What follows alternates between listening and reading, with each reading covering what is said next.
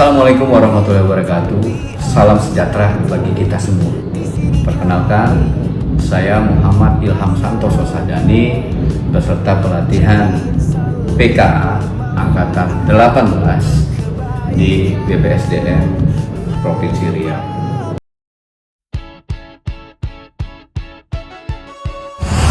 Pada kesempatan ini, saya akan menyampaikan inti dari Learning Journal terkait pembelajaran akuntabilitas kinerja, hubungan kelembagaan, dan manajemen kinerja, serta komitmen saya dalam penerapan di tempat kerja.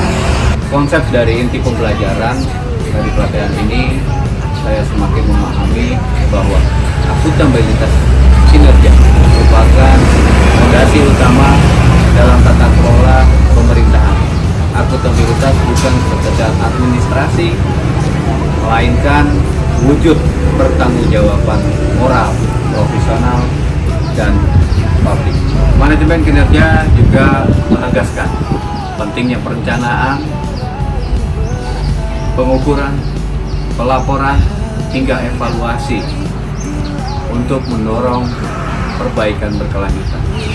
Baik, contoh nyata di dalam lembaga pemasyarakatan kelas 2 Bimara Bulian tentang pembinaan. Di sini kita bisa lihat di sarana asimilasi dan edukasi dengan jumlah napi sebanyak 400 orang, kita memanfaatkan lahan seluas 2.811 meter persegi, baik ditanami sawah. Bisa kita lihat ini dalam proses penanaman ini yang sudah kita lakukan pada saat penanaman tahap kedua. Dan bisa kita lihat juga di sini tidak hanya padi, kita juga melakukan kegiatan seperti peternakan ayam kampung. Alhamdulillah, peternakan ayam kampung kita sampai saat ini berjumlah kurang lebih 600 ekor. Baik, tadi kita sudah melihat di sarana edukasi kita, sarana asimilasi edukasi kita, dari tanaman padi, terus kita lihat ke peternakan ayam. Dan di sini alhamdulillah kita pun melakukan sarana edukasi asimilasi berupa ketahanan pangan tanaman hidroponik yang luasnya kurang lebih 24 meter persegi, dan alhamdulillah kita sudah pernah melakukan panen dengan menghasilkan keuntungan sebesar 2 juta rupiah. Dan dalam keuntungan ini kita memberikan kepada warga binaan berupa premi sebesar 15% dari keseluruhan keuntungan, dan ini dimasukkan ke dalam gizi yang nantinya kita akan gunakan bisa meta berbelanja cashless di koperasi Lapas Kelas 2 Bimara. Baik, alhamdulillah tadi kita sudah mengunjungi tentang roadmap kita yang jangka pendek. Sekarang kita menuju roadmap kita yang kedua, yaitu jangka menengah. Dalam jangka menengah ini kita menjual hasil dari produk ketahanan pangan kita segala hasil dari program pembinaan asimilasi dan edukasi tadi kita jual di dalam kegiatan ketahanan pangan. Dalam kios ketahanan pangan ini kita juga bekerja sama dengan pihak stakeholder terkait.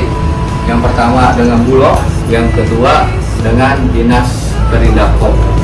Saya yakin ini semua bisa menunjang program cita Presiden kita Bapak Prabowo, bahwa salah satunya dari hilir sampai dengan penjualannya semua kita lakukan dengan optimal. Sebagai Kepala Lapas Kelas 2 Bimara Bulian, saya berkomitmen untuk satu, menegakkan akuntabilitas kinerja di seluruh ini organisasi, dorong budaya kerja yang transparan, partisipatif, dan berorientasi hasil. Yang ketiga adalah menguatkan sinergi dengan instansi pemerintah, swasta, dan masyarakat. Empat, mengawal transformasi digital guna meningkatkan pelayanan dan pemasyarakatan yang bermanfaat.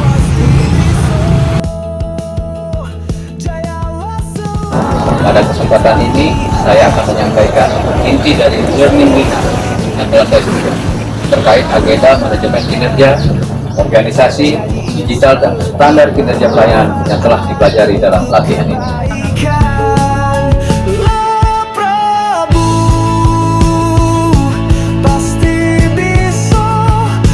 Berdasarkan hasil analisis yang saya lakukan, Lapas Kelas 2 Marobulian saat ini memiliki 72 orang pegawai dan mengelola 400 warga binaan pemasarakatan. Kondisi ini menghadirkan sejumlah tantangan antara lain overkapasitas, keterbatasan jumlah dan kompetensi SDM, serta pemanfaatan teknologi digital yang belum optimal.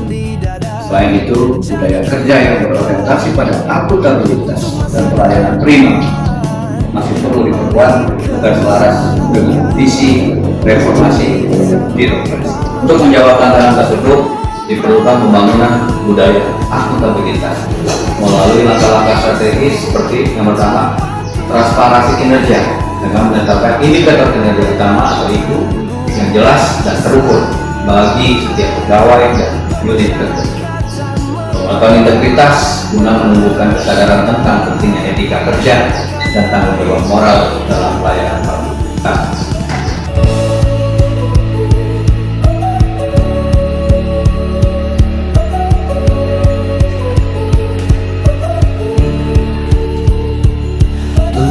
Yang ketiga, pemanfaatan sistem monitoring digital agar kinerja dapat dipantau secara real time dan terstruktur.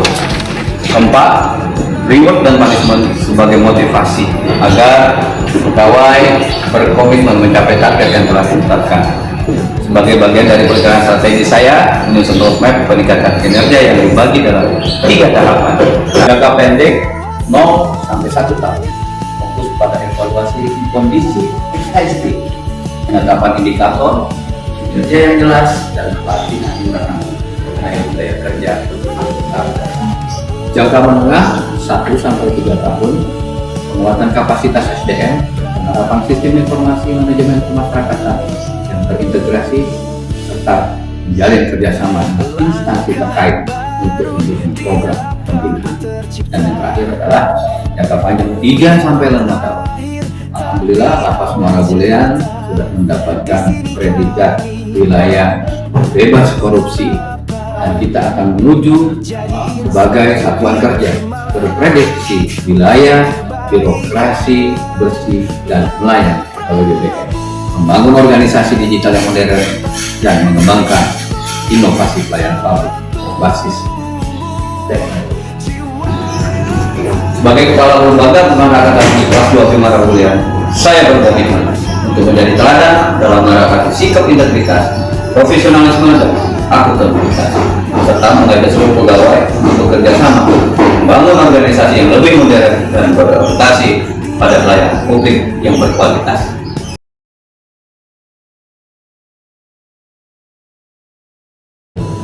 Dalam kesempatan ini, kita akan membahas manajemen kinerja, manajemen keuangan negara, dan manajemen risiko dari lembaga pemasyarakatan kelas 2B Marobulian. Pada kesempatan ini, izinkan saya menyampaikan poin inti dari Learning Journal yang telah saya susun dengan fokus pada optimalisasi manajemen keuangan negara dan penerapan manajemen risiko sebagai upaya peningkatan kinerja di lembaga kelas 2B Marobulian. Lapas kelas 2B Marobulian saat ini menghadapi tantangan yang cukup besar.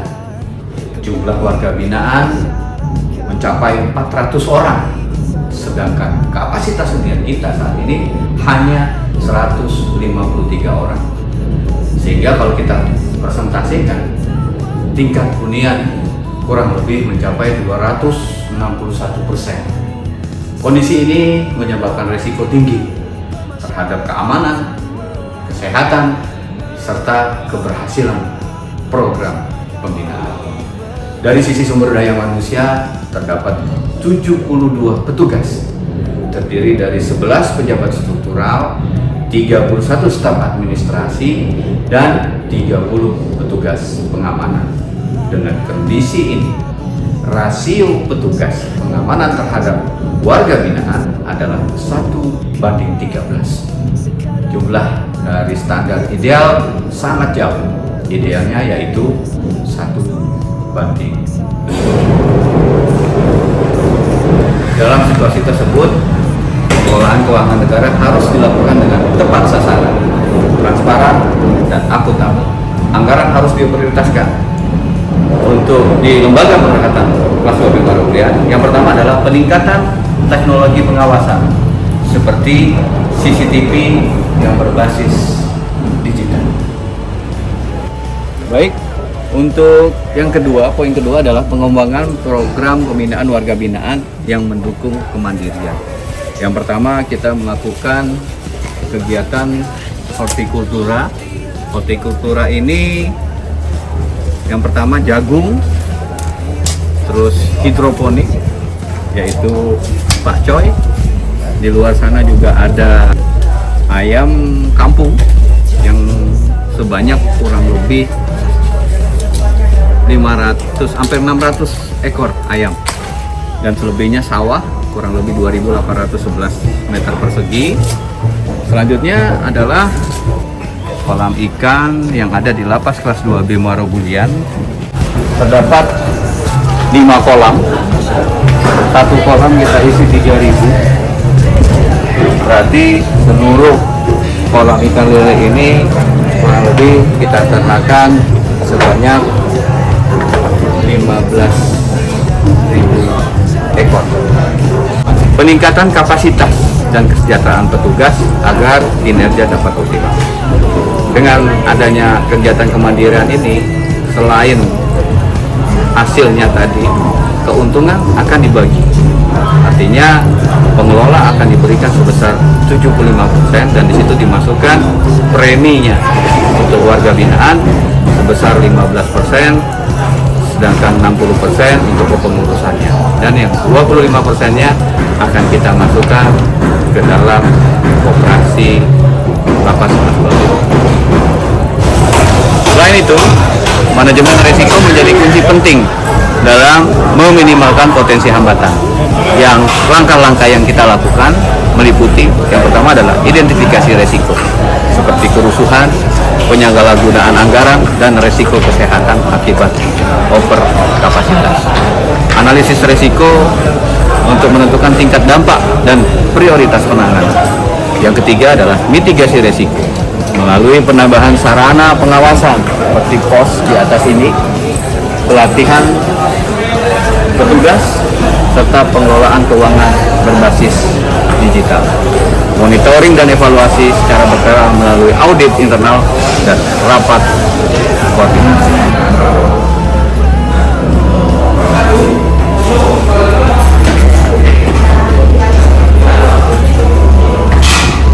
Dengan pengelolaan keuangan yang baik dan penerapan manajemen risiko yang konsisten, lapas kelas 2B Muaro Bulian dapat menciptakan lingkungan yang aman, tertib, dan akuntabel. Sebagai kepala lembaga pemasyarakatan kelas 2B Muaro Bulian, saya berkomitmen untuk yang pertama mengelola anggaran secara transparan dan tepat sasaran demi peningkatan pelayanan kemasyarakatan. Yang kedua, menerapkan manajemen risiko dalam setiap pengambilan keputusan untuk meminimalkan gangguan yang dapat menghambat pencapaian tujuan. Membangun budaya akuntabilitas di lingkungan lapas melalui keteladanan, pembinaan, pegawai, dan penegakan disiplin. Saya percaya melalui kerjasama seluruh jajaran lapas kelas 2B Muaro Bulian dapat menjadi institusi yang modern, humanis, dan berintegritas. Demikian paparan yang dapat saya sampaikan. Semoga upaya ini membawa perubahan nyata bagi lapas kelas 2B Muaro Bulian dan menjadi langkah menuju pelayanan kemasyarakatan yang profesional dan akuntabel. Wassalamualaikum warahmatullahi wabarakatuh.